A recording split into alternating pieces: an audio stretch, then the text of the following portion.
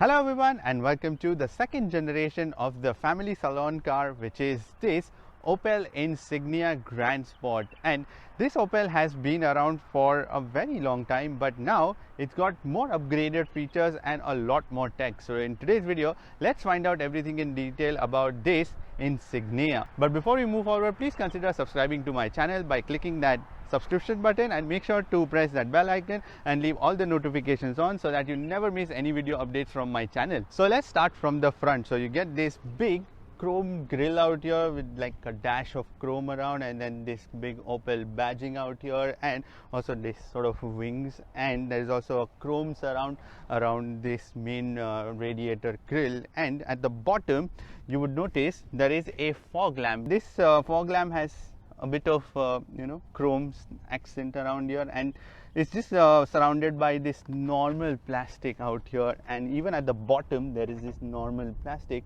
And these headlights are LED headlight cluster, and there is also a DRL. This DRL also converts into a turn signal. So the second generation of the Insignia has grown longer by 55 millimeters, while the wheelbase has grown longer by 92 millimeters. So there is an additional bit of gap, and there is also lots of space inside as well, which we are gonna come to that too. So you get 17-inch alloy rims, and this sort of plain design. I wish the design of these rims was a little different to go with the the body style of this car. I don't know, maybe more spokes or anything. Then there is this turn signals on the side, and then these are power foldable, power adjustable side mirrors, and they also have the blind spot warning inside them. And the side mirror is actually covered in black glossy plastic. There is also half chrome surround around these windows. In the back you can see there is a sloping roof line. These doors are smart keyless entry door handles, and not just the front driver and the passenger, but also for the rear passengers the doors are keyless entry doors, which is quite rare in the cars. So usually you would find it just in the front, but yeah, in this all four. And there are also creases out here, and there is this hard shoulder line which continues from the front and goes till the back. Now in the rear, the design is rather simple and also clean look that has been given, and these tail lights are a mixture of LED and halogen. So yeah, the bottom ones is the turn indicator and the top ones is the tail light, and there is the Insignia badging, the Opel badging, chrome surround. At the bottom you would notice a big chunky bumper out here, and at the bottom of that there is this normal plastic, and below that you would find dual exhaust tips on both the sides that are covered with the chrome rings around it. So they are the rectangular ones. Yeah, it goes very well with the whole back look of this car. No spoiler or anything. In fact, a very short boot that way is the door of it, which is quite small, that you will notice immediately. And in terms of the visibility is decent, I would say, although there is a bit of a curve out here, so which is why the visibility gets a little hindered, and due to these thick pillars on the side. There is also the brake light which has been mounted on top. And when it comes to the boot space, in order to open the boot you have to press this Opel logo, and you have to lift the tailgate on your own. But when you open that, this is a hatch type of setup, so the gate opens that way. So when you open, you are greeted with a huge space out here, although very horizontal space. So when these rear seats are up, you can put 490 liters of luggage in the back, and actually it is quite decent. And there is also a boot separator, a huge chunky one. I've removed to show you the boot space, but it also sits at the bottom. So yeah, you don't really have to bother with although it eats a little bit of boot space, that I will tell you for sure. At the bottom of the boot floor you will find a spare wheel and a tool kit which has been given. There are also these scruff plates, plastic ones, so that you don't damage your bumper. And also there is a bit of lip out here, like a significant one. So yeah, you have to lift the luggage and then put it, but while removing it's going to be a little bit of a task. There are also boot lights out here. There is hooks which are given for you to put the shopping bags and stuff. And the boot separator actually is quite easy. You just slide it in, and then there are threads that you mount it with. So yeah, that is pretty easy. So the rear seats can be folded in a ratio of 60:40, but also the middle seat can be folded down. If there is any longer object, then you can open it from here, although it's a little longer. So yeah, when that falls down, you can load something like a longer object, I don't know, your golf sticks or whatever you want. But if you want to fold down the rear seats, these are electronically foldable and the buttons are given out here in the back. So that is one convenient feature. So you just pull it and then make these seats drop. So yeah, so there's a bag out there, so which is why that seat isn't folding. But when you can only fold these seats, but you cannot fold them up. So yeah, that's just the one downside of it. But nonetheless, the boot space that way is quite even. There is no step or anything, and in this setup you can put 1450 liters of luggage in the rear compartment. But as I mentioned, it's more of a horizontal space and less of a vertical space. So yeah, that is something to keep in mind. On the inside of the Insignia, you are greeted with some quality materials. So you get soft touch plastics on the dashboard, which has this black color stitching. Even on the door cards, it's soft touch plastic, but below that level the normal plastic starts, but it's still a good quality plastic which they have used. Even out here there is soft touch plastic, and on the driver side there is normal plastic. At the bottom, normal plastic. This is also normal. This is on the side of the face, there is soft touch plastic, and there is also this plastic trim which resembles like a carbon fiber effect around the infotainment screen and also on the door cards where the door handle is. So yeah, at the bottom you would find the beige color leather covered hand rest out here. So yeah, wherever there are those touch points, they have made sure that they put like soft touch materials everywhere. But otherwise it's a pretty decent and very well fit and finished that you will find overall inside in this cockpit. When it comes to the multi-information driver's display, you get two dials on both the sides, like more dials on the other side, and then in the center you would find this huge screen. That screen actually shows you a lot of information, but the dials are actually split into two digital ones also. So on the left and the right you get something called as pocket gauges. Now on that pocket gauges you can change a lot of information like your oil temperature, battery, ILE, safe, fuel, range, or leave it blank, and the same on the other side. So IFE is basically your fuel consumption and everything. So even the right gauges also have the same option, so you can customize whichever option you want to, and then you can choose what you want to see. And in the center you would find this big gauge which is the digital speedometer, and in the center you can choose to see whatever you want. So digital speed there's also the trip A information, trip B information, there is fuel range, there's also the oil life remaining, there is the tire pressure, there is also the timer, there is the driver assistance, and it will actually show you how much closer you are to the car in front of you, and also it will show you the follow distance in seconds, like the time basically, so how close you are, and also the average fuel index. And again you come back to the digital gauge. More option on the left side like your info, the audio, and also the navigation, which will show you the directions, the phone, and the detailed setting options in which you can change every single thing. So it's a very simplified system, and all of that can be controlled using the buttons given on the right hand side of the steering wheel. So when it comes to this steering wheel, now this steering wheel is a leather covered steering wheel with it's a little sporty that way, and it's got big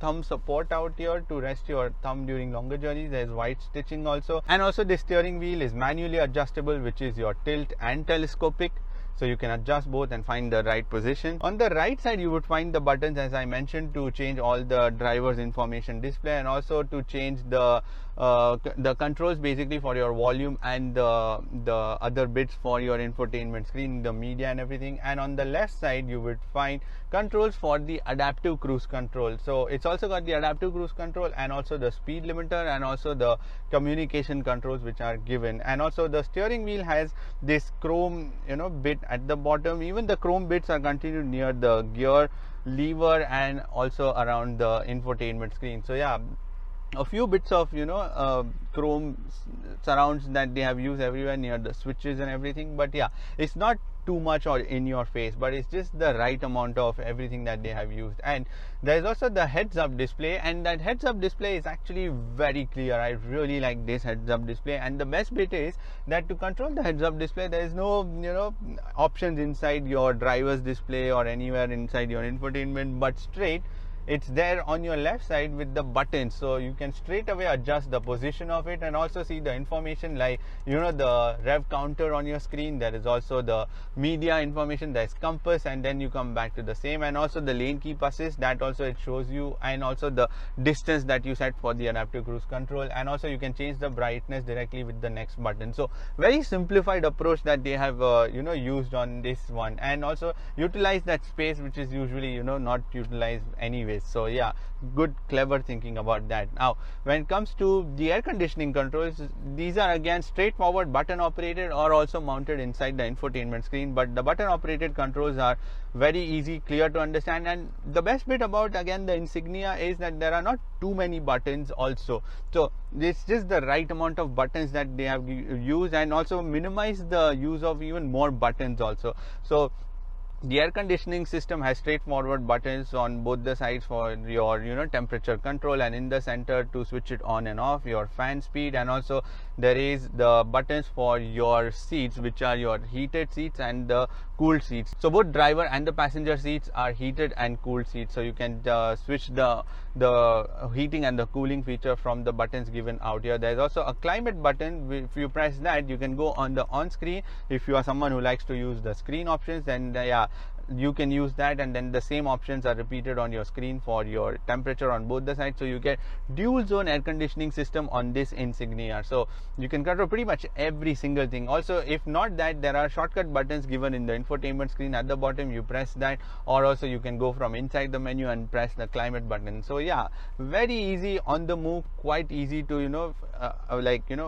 handle the whole system. And when it comes to this infotainment screen, this is one of the best system on this Insignia. In fact, one of the best infotainment systems that I have used. So this is an 8-inch crystal clear display, and it's also very sharp, but the best part is it's super fast, it's very snappy.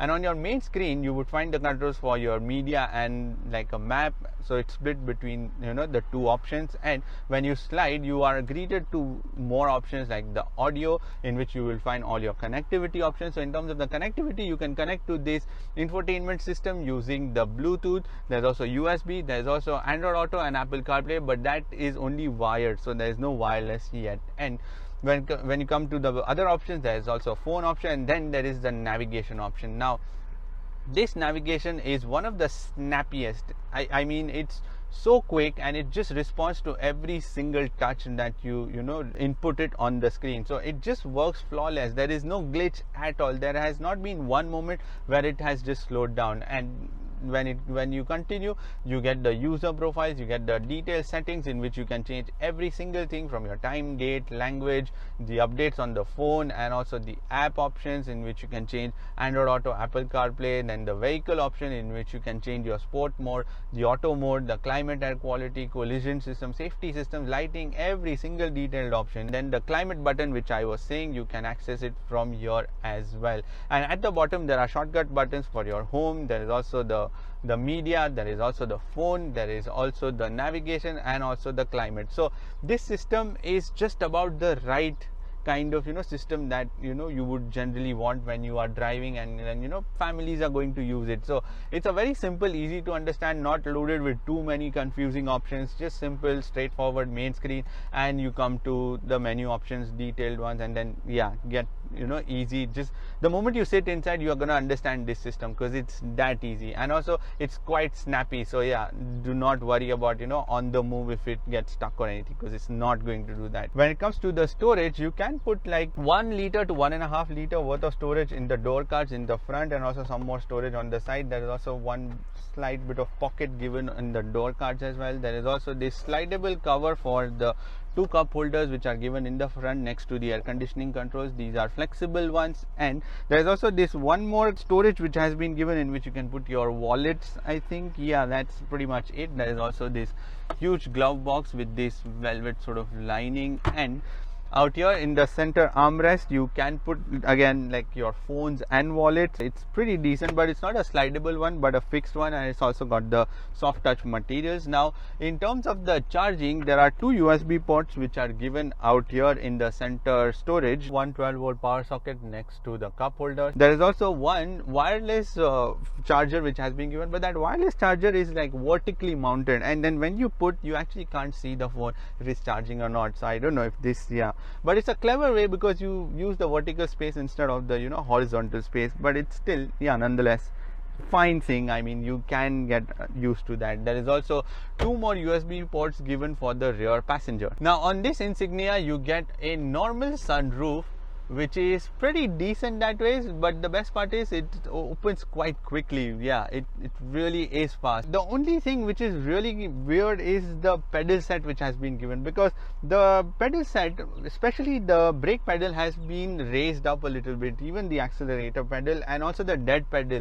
So when you are driving, this is like, you can see the angle of my leg. I don't know if you can notice that, but in general it's a little bit of a confusing position, and also you, as a result of that, you cannot find the right position of your driving, although you can eventually get used to that, but it takes a little while because of this raised pedal set. Now when it comes to these seats, these are beige color perforated leather seats, and they are also heated and the cooled seats as I mentioned, but they are really comfortable that way because they have nice bit of thick side support. Although these are sporty seats, yet they are comfortable, which is really surprising. They also have the extension, so you can extend that and then get that extra bit of thigh support during the longer journey. And the driver side seat is 8-way electronically adjustable and 4-way lumbar control. But not just that, you can even control detailed level of lumbar control with two more options, and also there is a massage seat option for the driver.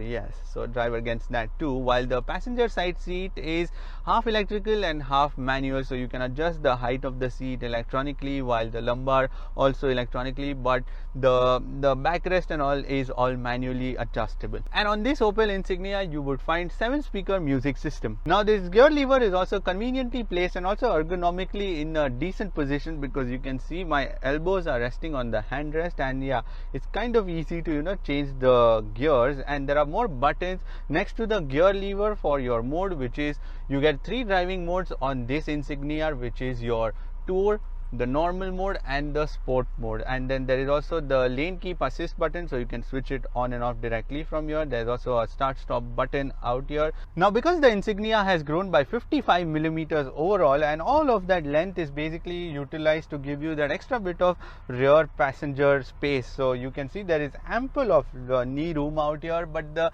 headroom, my head is almost like just 2 fingers away from the roof because of this sloping roof line, but nonetheless there is a bit of a cutout out here, so that it gives you extra bit of head space. But someone above 6 feet may start brushing their heads against the roof that way. And you can also not slide your feet under the seats, although you can slide it on the passenger side because there is no electronic, but out here these are electronic seat. The driver side seat is electronic, so you can't slide your leg under the seat for longer journeys. And on the back you also get the beige color perforated leather seat, but this time this perforated is only for the heated seat option and not the cooling seat, for some reason. And there is also a middle seat, but that middle seat, and there is also a bit of a tunnel out here, even though this is a front wheel drive car, but it's not that big of a tunnel, so someone in the middle may start brushing their head already, which is what my head is already starting to brush, because there is a bit of a hump out here and also in the back. And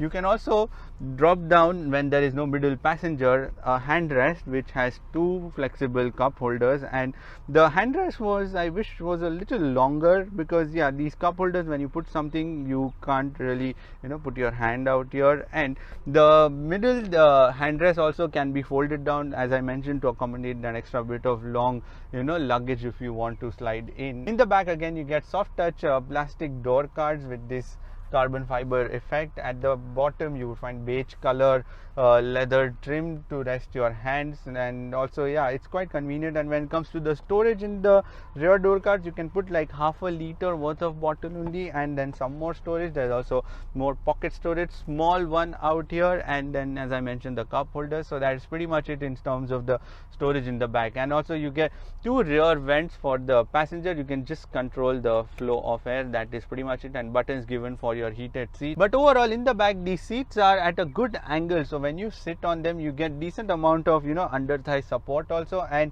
obviously there is a lot of knee room. So yeah, for longer journeys it's good for two rear passengers for sure. So powering this 2021 Opel Insignia is a 2-liter 4-cylinder turbocharged petrol engine that produces 200 horsepower and 350 Newton meters of torque.